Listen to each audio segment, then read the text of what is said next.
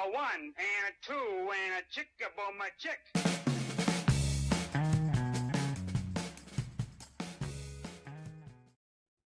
Hello, remodelers. Picture your business stepping away from price wars and emerging as the standout option for high-quality remodeling. Contractor Growth Network partners with design-focused contractors to create brands that truly resonate. With modern website design, precision SEO, engaging video marketing, and strategic market research, they help craft a brand identity that builds trust and draws in referral quality leads. If you're ready to elevate your business and set a new standard in your local market, head over to contractorgrowthnetwork.com today. That's contractorgrowthnetwork.com, your partner in building a brand that stands out. Today, I'm taking on the tall task of helping you better understand your taxes. Now, don't sign off. Don't sign off. Oh, taxes are so boring. Actually, they are super interesting. And as a business owner, you need to understand how they work. If I said on a scale of 1 to 10, 1 being terrible, 10 being amazing, how well do you understand your taxes and how everything plays together? If you're a 9, amazing. Listen to this, be reminded of it, sharpen the saw. If you're a 4, if you're a 3, if you're a 6, this podcast you need to dive into and understand. Now, I am not a CPA. I am not a financial advisor. So please take my advice with a grain of salt or whatever the legal speak is there. Hopefully that covers it. But I am somebody who has been a student of taxes for a number of years. I would consider myself somebody who has studied this over and over again to understand, frankly, on my side, in my business and in my life, how this big old line item in my overall financial picture works. The amount that you pay in taxes is a big line item when it comes to your overall business. And a lot of us are just going, okay, whatever you say, CPA, and not really understanding how to optimize your taxes and how to make it so that it is not a stressful experience each year. So that's what I'm going to set out to do. If you're listening to this on the podcast form, you can click in the show notes a tax planning worksheet. In the show notes, there is a tax planning worksheet. I would encourage you to download that. If you're watching this via video, you can still go in the show notes, but I will also be sharing my screen, for example, like this, so that you're able to follow along and see what I'm going through on this tax planning worksheet. All right, so let's give this a shot, how to optimize and understand your taxes better. So this tax planning worksheet that you have in front of me is a bit of a mirror of what my CPA has prepared for me each year, and I repurposed it and created it in Excel form so that it's easy to edit for myself and also for you and my clients to better have understanding of the main aspects of your tax planning. If you have a CPA that you're not happy with, either dig in and ask a lot of questions or find a new CPA that you trust. If you're only meeting with your CPA once a year, you're doing it wrong. You need to be meeting with them perhaps quarterly, for sure 3 times a year. If you're not understanding what your anticipated tax bill is, and here you are crossing your fingers, crossing your toes, hoping and praying that the amount that you were expecting to pay in taxes is remotely close to what it actually is, that also means you're doing it wrong. You are a professional business person, and part of that means that you are not surprised by your taxes. You have a clear understanding of what it is. You have a clear understanding, and you've set aside or already paid in quarterlies or through your paycheck pretty much what you're going to need to pay in taxes this year. This should not be a surprise. And one other piece of ranting, you should not be filing extensions. If your CPA is saying, well, let's just file an extension, it just confuses things. Now you're murkying up last year with this year. You are a professional business person, and you should professionally approach your tax planning and your tax filings professionally. Okay, I just wanted to get some of those off my chest. This tax planning worksheet Let's go along the top of it and just kind of go down as we go. All right. So this is for tax return, let's say 2024. And down here in this filing status is the first thing. It says MFJ, married filing jointly. So if you are married and filing jointly, this is just it's a kind of a quirky little page. It's moneychimp.com, and it talks about tax brackets. But for example, if you are married filing jointly, what you can see is, for example, the tax dollars that you have from $0 to $23,200, your taxable income on your first $23,200 is taxed at a 10% tax bracket. You pay that, I pay that. People that are making millions of dollars, they pay the same amount on that first $23,000. Trying to get rid of these stupid ads that pop up. $23,000. From $23,200 to $94,300, your tax bracket on those dollars is getting taxed at 12%. So just even looking at that, up to $94,300 is taxed at 12%. If I switch this and you're somebody that files single, you'll see that $94,000 just turned to $47,000. So that's one of the aspects to pay attention to, is when you file married filing jointly, there's more income that gets taxed at some of these lower tax brackets. Now, for example, if I total taxable income was $150,000 last year, that means I am in the 22% tax bracket, but I paid actually less than 22% overall, because the first 23,000 was only 10%. Between 23 and 94 was only at 12%. And it was just those dollars between 94,300 and 150,000 that I paid the 22% on. So you are in the 22% tax bracket, but what we would call your marginal taxes, the marginal amount that you paid, is going to be less than that. We can actually see it down here. Let me do a quick little calculate that. Your tax bracket is 22%, but if you made $150,000 in 2024 and you're married filing jointly, as a percentage of your income, you only paid 15.4%. All right, so we're out the chute. We're already running. We're already running here. So that's the married filing jointly. So that's a factor. This is where all of your total income would go. So you can imagine this being a little bit more of your personal tax return. This tax planning worksheet is a little bit more focused on your personal tax return. So in this case, this remodeler had a salary of $100,000. Had a salary of $100,000. What that means is they actually wrote a paycheck each and every month, had payroll taxes as part of it, maybe some retirement contributions were coming off of it, but it was an actual paycheck for $100,000. Most likely that means that this remodeler is filing as an S Corp. An S Corp. There are great benefits, especially once you are taking out of your business $75,000, $80,000, $85,000 from your remodeling business. There's great benefits to starting to change from a basic LLC to an S Corp. The big benefit of that is that it helps you on your taxes that you owe when it comes to your pass-through income. Your pass-through income. So the main advantage of an S Corp is that the salary is subject to self-employment taxes of 15.3%, but the pass-through income, the net profit income, is not subject to self-employment tax. So in this case, there's $15,300 of taxes that is not owed on this pass-through income, this net profit from the business income. I'm going slow. I'm trying to go slow.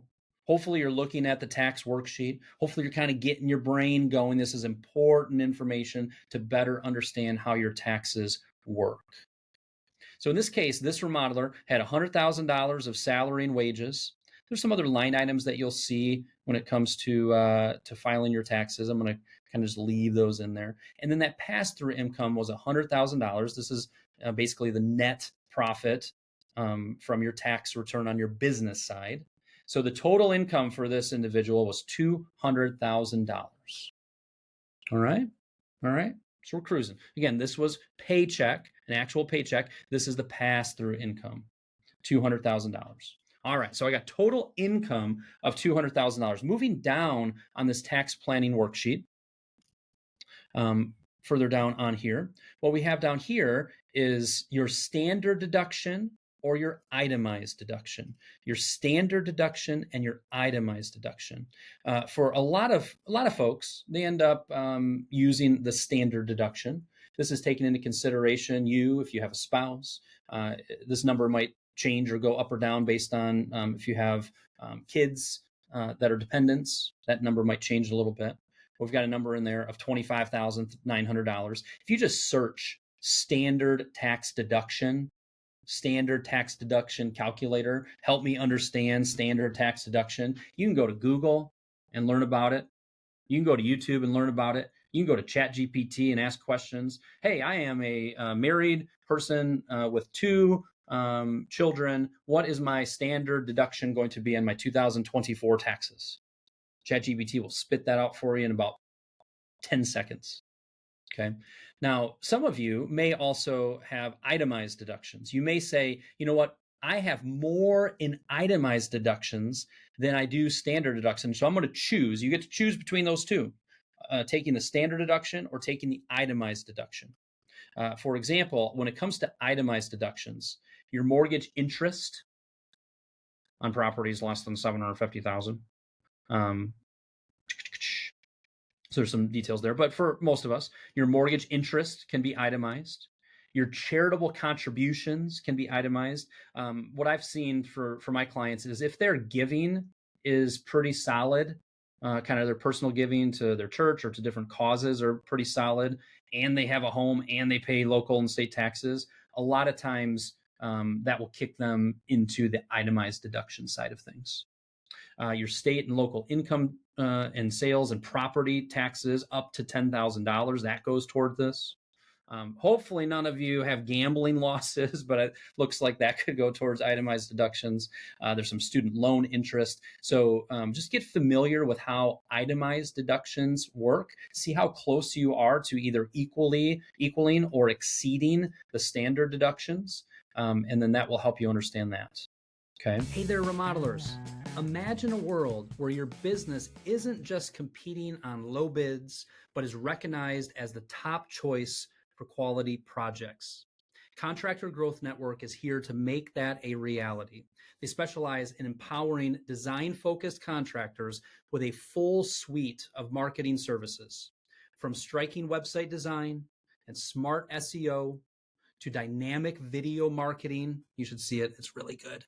And insightful market research. These tailored solutions help you build a brand that instills trust and attracts clients who value your craftsmanship. Ready to transform your remodeling business into the local leader? Visit contractorgrowthnetwork.com today. That's contractorgrowthnetwork.com. Let's build your brand and grow your business together. Now, what we're seeing here, again, this podcast is about trying to help you understand how your overall taxes work. We are primarily focused here on how your personal finances as a business owner get, and your personal taxes get filed. So hopefully, I think we're doing good so far. I think we haven't gotten too far into the weeds. We've already understood a little bit about tax brackets and marginal tax rates. We've understood a little bit about salary versus pass-through income. Took a little trail down, understanding how S-corps work and some of the benefits of that.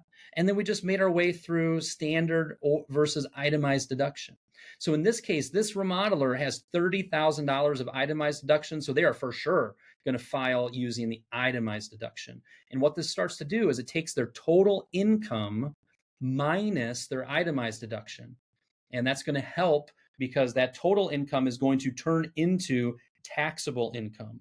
That's what we're actually paying taxes on. So it's helping offset some of that income. So that $200,000 in this case is going to turn into $170,000 of taxable income. This is good. This is good.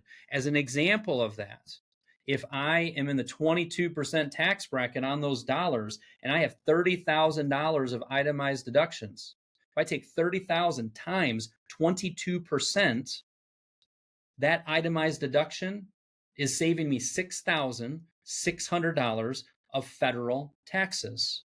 That's interesting. That's cool.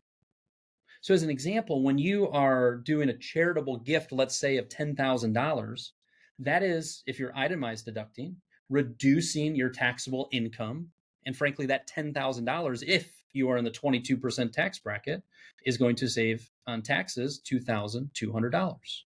Again, we need to understand how this works. The better we understand it, the better we can optimize it, the better we can plan for it, and the better, frankly, business owner you are. All right, moving on to the next little piece here. If you are filing as an S Corp, a lot of you who are north of $100,000 in compensation have probably kind of transitioned things over to an S Corp. So this remodeler who has total income of 200, they're taking their itemized deduction of 30. And then we have here the qualified business income, QBI.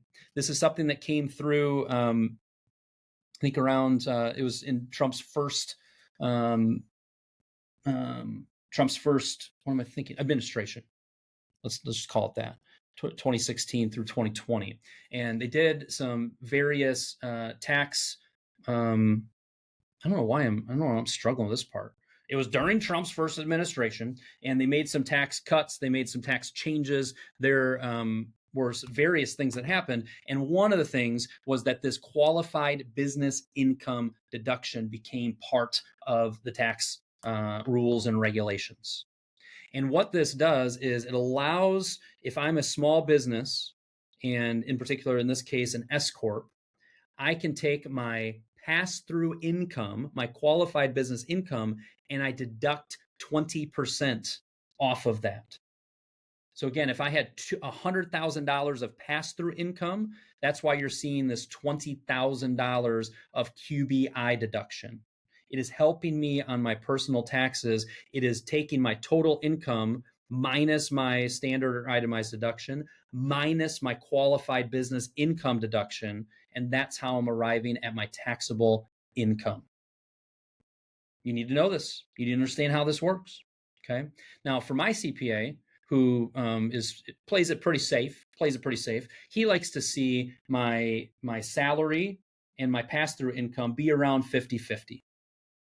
There's benefits of making my salary super low and my pass-through income as high as I possibly can, because I've got some QBI benefits. I've got some of that self-employment tax benefits, but there's also just some rules that we need to play in. You need to be paying yourself a quote unquote reasonable salary.